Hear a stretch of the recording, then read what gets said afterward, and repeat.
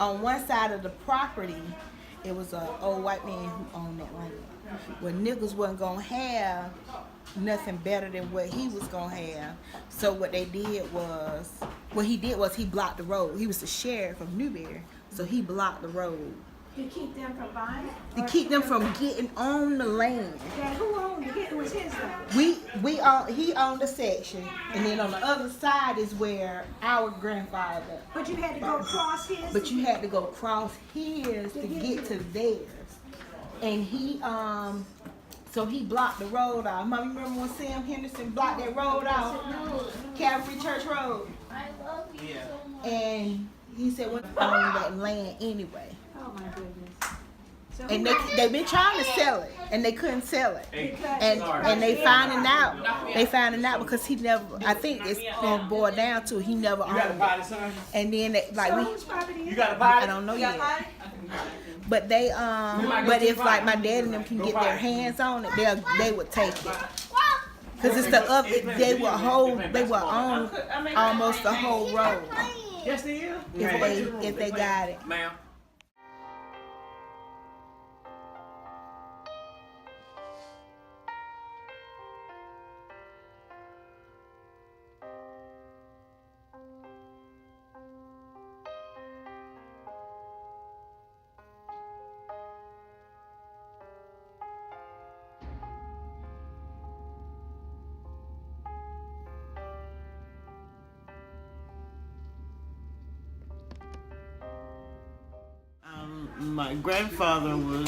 My father was born in 1911, and his father was a sharecropper. He grew his own tobacco.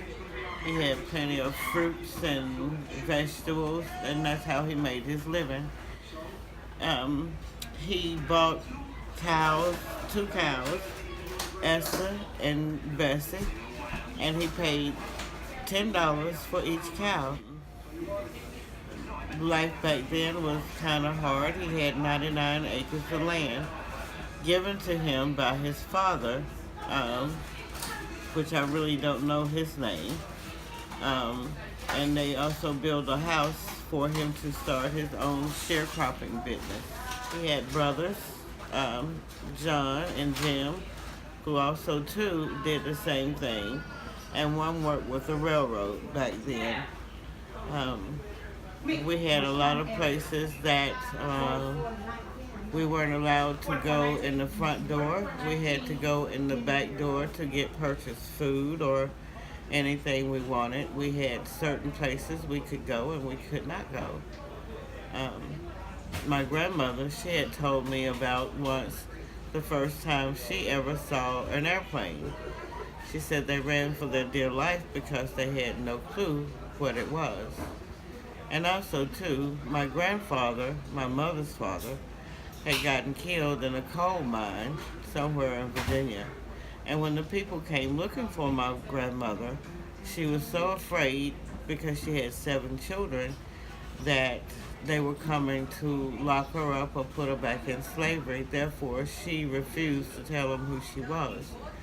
But it was the people from the insurance company telling her as long as she lived, she would collect a check, but she died and never received a check.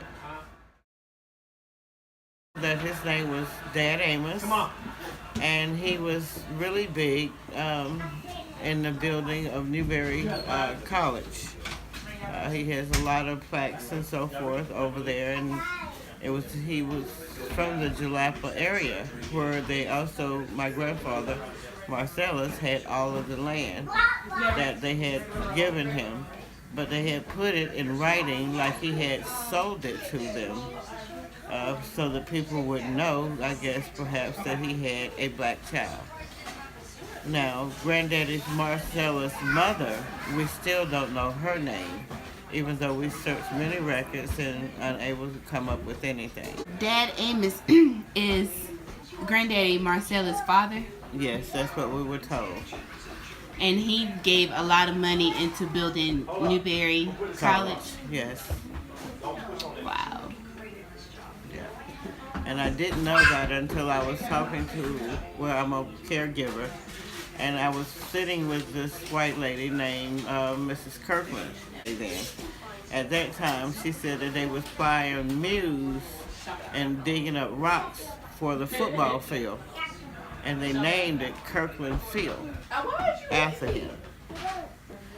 But she was the one who told me that Glad Amos, and that was the first time I ever heard the name other than hearing it from my older brother, who was born in 1928. And he was the oldest, so he told us that Dad Amos was my grandfather's father. I never known any of them to be slaves or anything like that. Now my grandmother's sister, which was Aunt Janie, she lived to be 116. She was part Indian. She and my grandmother were sisters, but they didn't have the same father.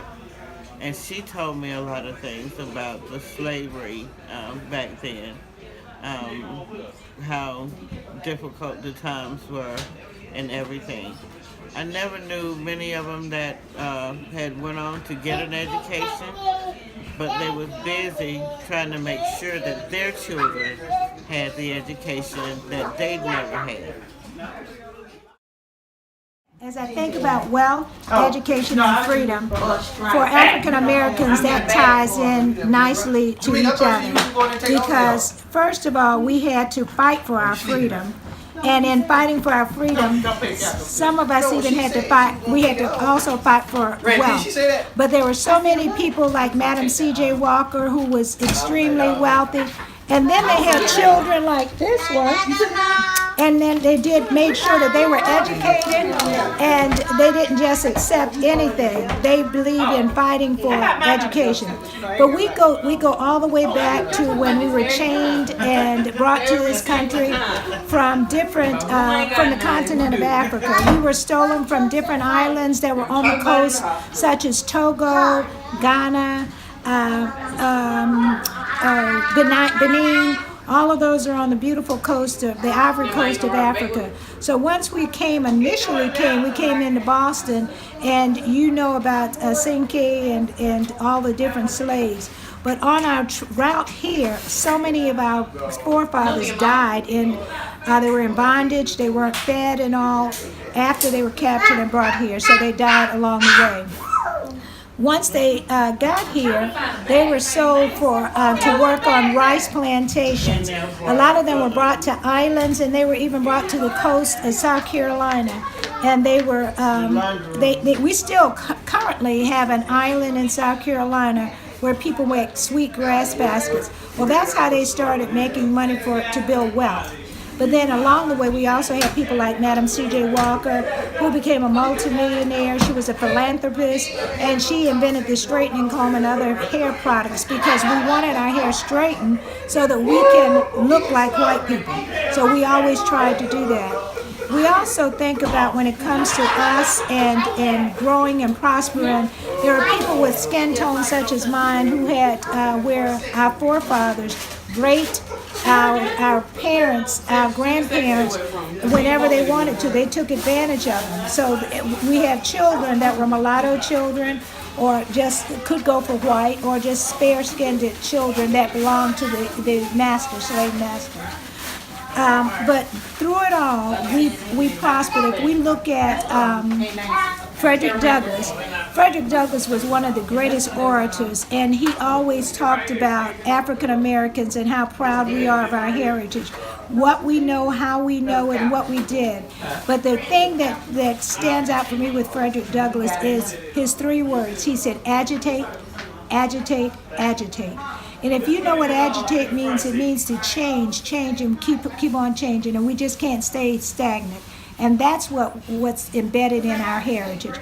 The goal, the drive to do more, to never sit still, never sit back and accept little things. We always want to get more, get smarter.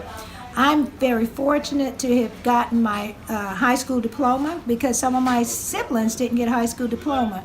But that didn't stop me. My grandparents continued to push me, even though they had a 3rd grade education, and I got a bachelor's degree and went from there to a master's. But at that time, we as blacks could only be nurses, we could only be teachers, we could only be preachers, but we weren't allowed into the other segments of the world.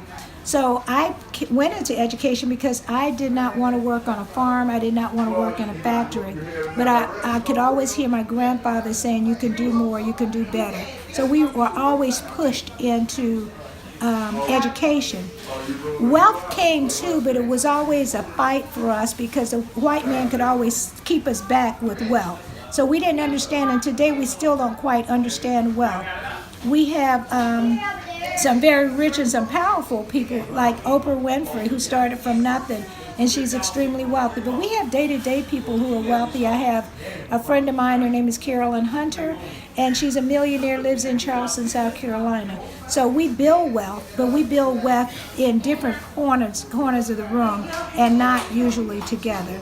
So when I think about your three questions, you asked me about us as a people, you asked me about education, and you asked me about wealth. When you say any of those things, you're talking about African Americans, and you're talking about how powerful we are, how great we are, how education means so much to us, and how we're not going to stop until we get more and build more. Any other questions? Nothing.